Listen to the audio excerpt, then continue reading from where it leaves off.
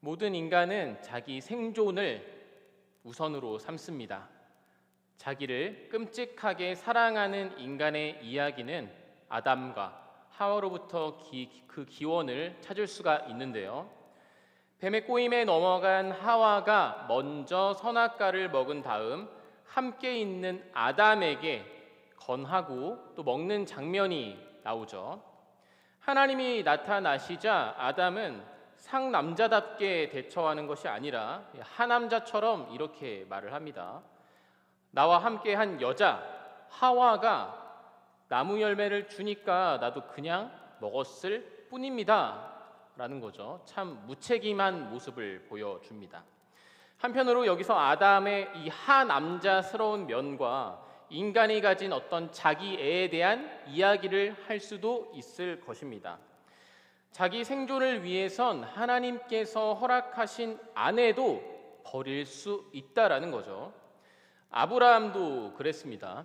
심한 기근이 들어 애굽에 갔을 때 아브라함은 아내인 사라를 남매로서 위장을 합니다. 왜요?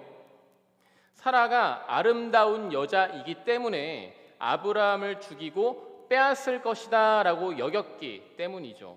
순전히 누구를 위해서 그런 행동을 한 것일까요? 바로 아브라함 자신을 위해서죠. 이때 우리는 이 내용을 마치 소파에 누워서 TV에서 막장 드라마를 시청하는 것처럼 여기고 있을지도 모르겠어요.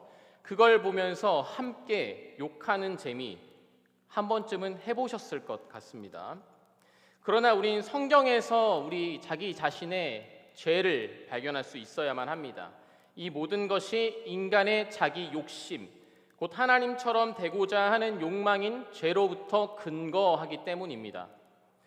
아담, 아브라함, 그리고 성경의 많은 인물들이 보여주는 흑 역사는 결국 인류의 역사인 죄의 역사를 계속해서 보여주고 있기 때문이죠. 자기 생존은 공동체의 어떤 이해관계와도 얽혀 있습니다.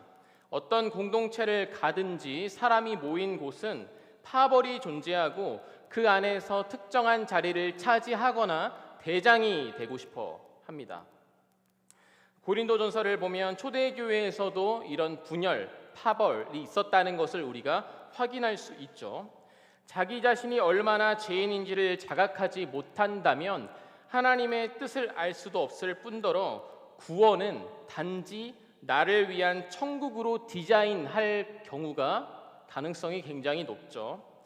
오늘 자기를 부인하라는 말씀은 나를 따르라 라고 말씀하신 예수님 그리고 그 조건에 해당하기 때문에 중요한데요.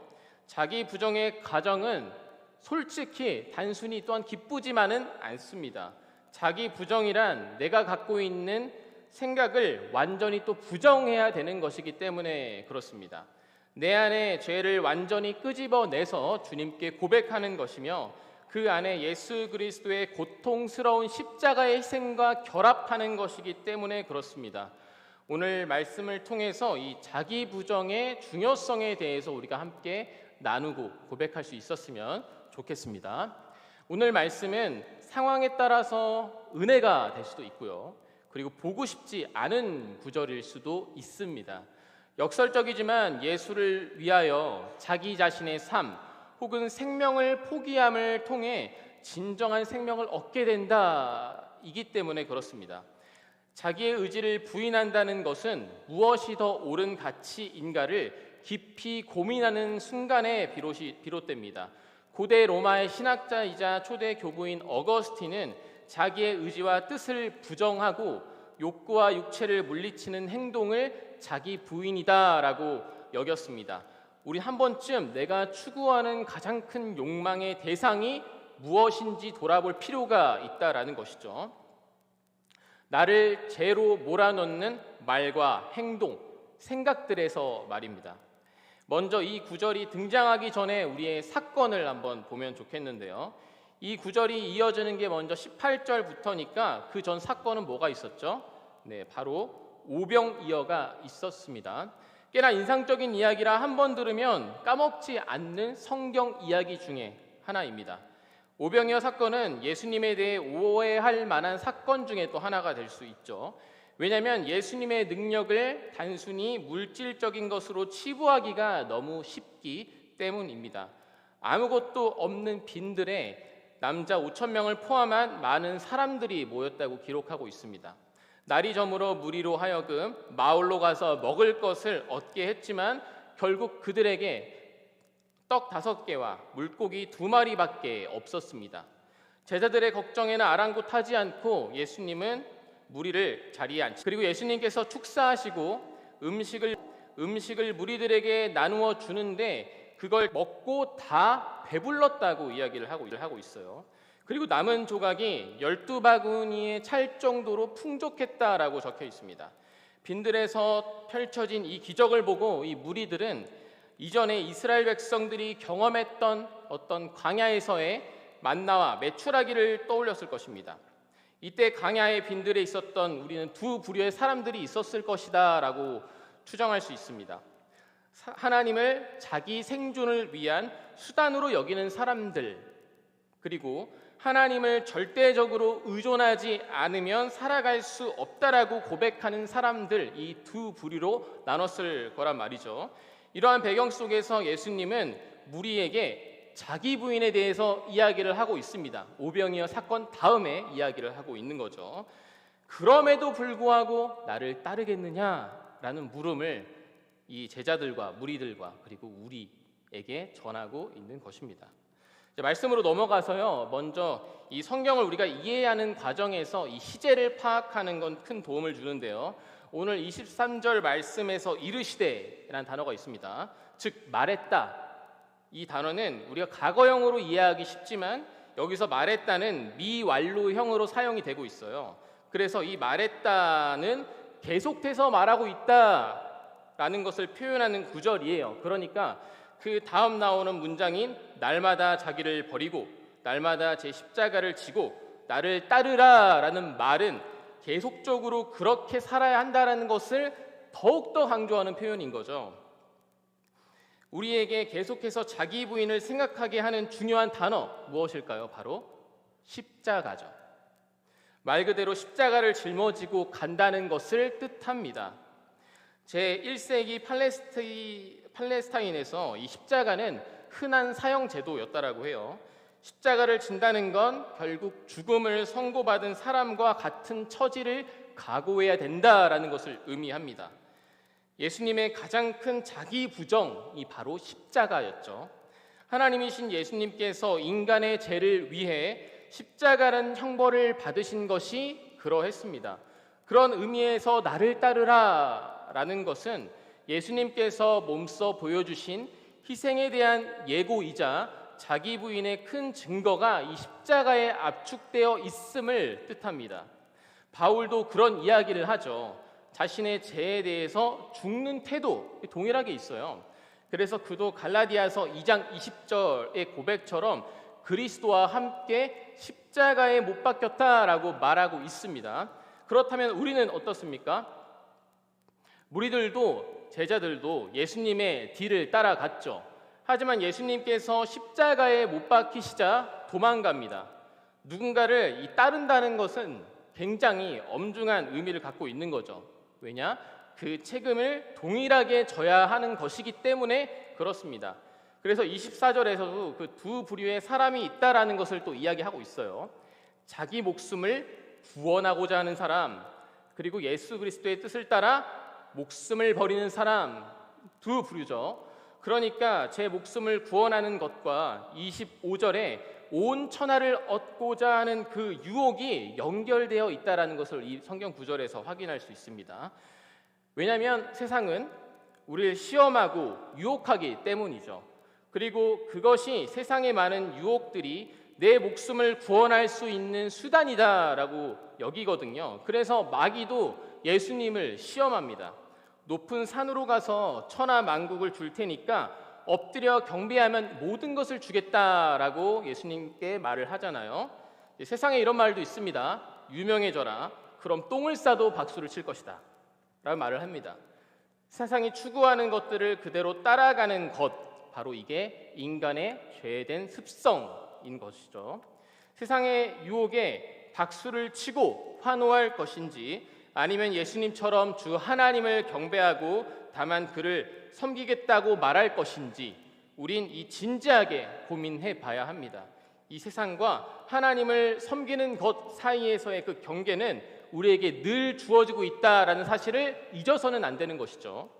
26절에서는요, 예수님을 따르지 않는 것이 왜 그토록 중요한가를 말하고 있습니다.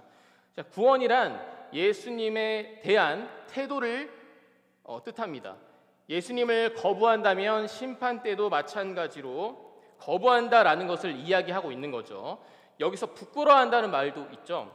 이 말은 모든 복음서를 통틀어서 누가복음에만 나오는데요.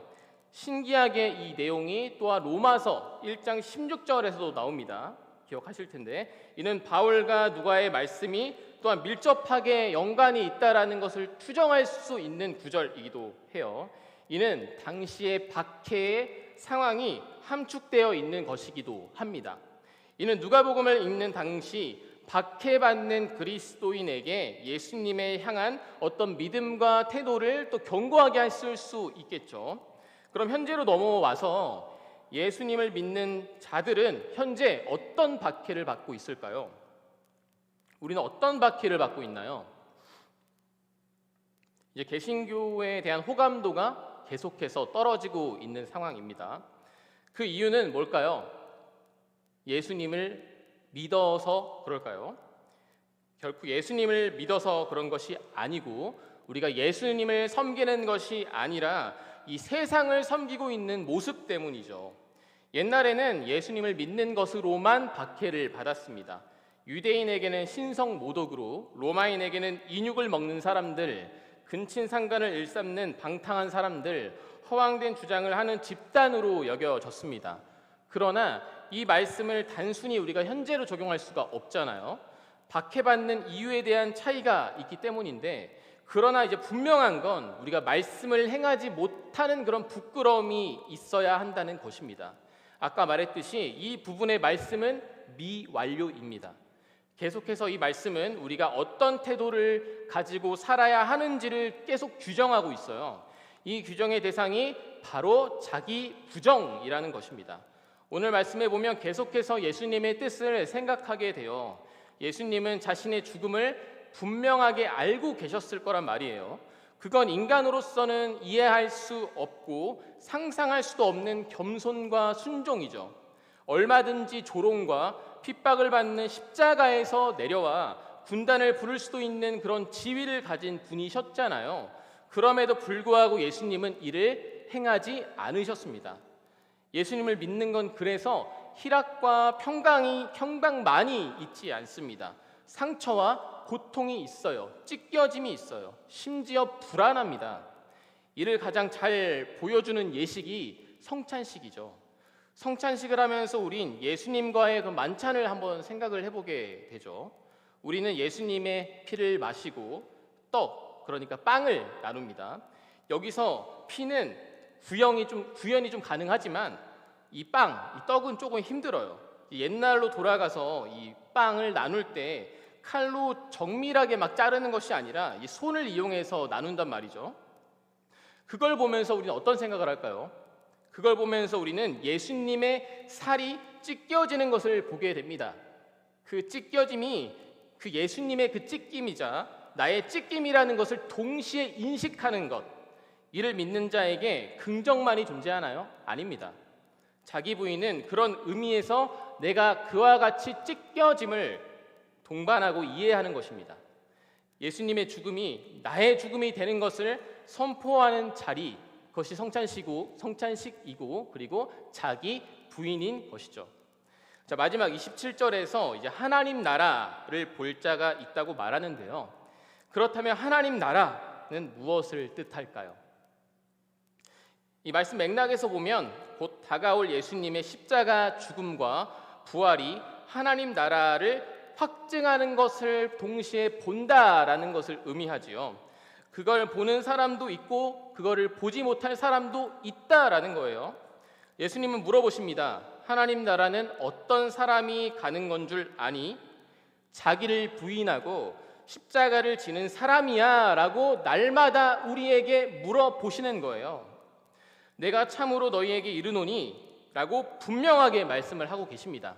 병 고침, 오병이어의 기적을 보고 어떤 무리들은 이렇게 이야기했을 것입니다. 이 사람은 우리에게 정치적, 군사적으로 해방시켜줄, 로마의 압제에서 해방시켜줄 놀라운 능력이 있을 것이 분명해 라고 확신했던 무리들이 있었을 거예요. 나를 따르라 라고 했을 때 분명 그거를 기대했을 것입니다. 제 생각에는 이제 그런 사람들이 더 많았을 것 같아요. 그런데 예수님은 그런 기대를 저버리라고 지금 말씀하시고 있는 거예요. 나 이제 고난을 받고 장로와 대제사장, 서기관들에게 버려지고 죽음을 당할 거야. 그러나 제3일에 살아날 거야. 그래서 너희는 너희 생각을 버리고 자기를 부인해야만 돼 라고 말씀하고 계시는 거죠. 그들의 기대하고는 완전히 다릅니다. 그런데 이게 우리의 모습과 얼마나 다르냐고 묻고 싶은 거예요. 예수님을 믿으면 복 받는다라고 말하는 것과 이 무리들과 우리는 어떤 차이가 있나요? 이 복이라는 게 다른 게 아니고 세상이 추구하는 것들일 거란 말이에요. 날마다 자기 부인, 십자가를 지지 않으면 하나님 나라에 들어가지 못한다라고 말하면 실망해서 돌아가는 거죠. 도망치는 거죠. 하지만 우리는 말해야 됩니다. 이것이 기독교의 핵심입니다. 자기 부인은 곧 예수님처럼 살겠다고 결단하는 우리의 태도이자 내 존재를 또한 깊숙하게 들여다보는 과정에서 일어나는 일이라는 사실을 결코 잊어서는 안 됩니다. 근데 뭔가 이상합니다. 이런 고통의 과정에서 믿는 자들은 기쁘고 감사함이 솟아나요. 왜요?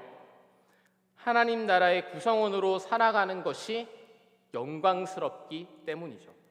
사실 예수님은 말씀을 어렵게 이야기하지 않으셨던 것 같아요. 인간이 가진 죄라는 장애물 때문에 말씀을 받아들이기가 너무나 힘들 뿐이에요.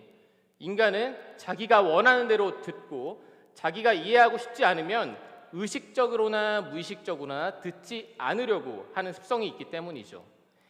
하나님이 설정해 놓으신 선이라는 표적을 맞추지 못하는 그것이 바로 죄입니다. 이 죄를 면밀하게 확인하는 작업이 없으면 우리는 자기 부인이 아니라 자기 확신을 하는 존재로 머물게 될 것입니다. 결론을 맺겠습니다. 사랑하는 성도 여러분, 믿는 자에겐 생명이 있습니다. 오병이어 기적을 보면서 어떤 사람은 그 떡을, 예수님의 떡을 생명의 떡으로 봤습니다. 세상은 광야와 같고 빈들과 같아서 우린 당장 먹을 현세의 것들을 찾아다닙니다. 그러나 그것보다 중요한 걸 아는 사람이 바로 그리스도인입니다. 현재 사순절 기간입니다. 사순절은 부활절까지 주일을 제외한 40일 기간을 말합니다. 이 시기에 우린 우리 죄를 위해 십자가에 못 박히신 예수님의 죽음을 묵상합니다. 여기서 우린 예수님을 따르겠다는 고백 속에서 이 자기 부정이라는 숙제를 날마다 끊임없이 풀어야만 합니다. 그 사순절 기간뿐 아니라 우리가 하나님 나라에 들어가기 전까지 자기 부인이 계속되어져야 할 것입니다. 자기 부인을 통해서 하나님의 말씀을 우리가 깊게 새기고 이 사순절 기간 동안 예수 그리스도의 그 십자가와 부활을 우리 가슴 깊이 새겨서 자기 부인으로 나아가는 우리 모든 성도님들이 되시기를 축복하고 소망합니다. 기도하겠습니다. 하나님 아버지 감사합니다. 오늘 말씀을 통하여서 자기 부인에 대해서 생각해 보게 되었습니다. 많은 무리들이 있지만 그 무리들 속에서 우리가 어떤 무리들에 속해 있는지를 돌아봅니다. 날마다 주님을 생각한다는 것, 그 가운데 자기 부인을 통하여서 주님과 일치되는 그리고 주님의 십자가에 우리가 함께 매달려 그 죽음과 그 부활을 누리는 우리의 삶이 될 수 있도록 주님 성령으로 우리를 이끌어 주옵소서. 감사드립니다. 예수님의 이름으로 기도합니다. 아멘.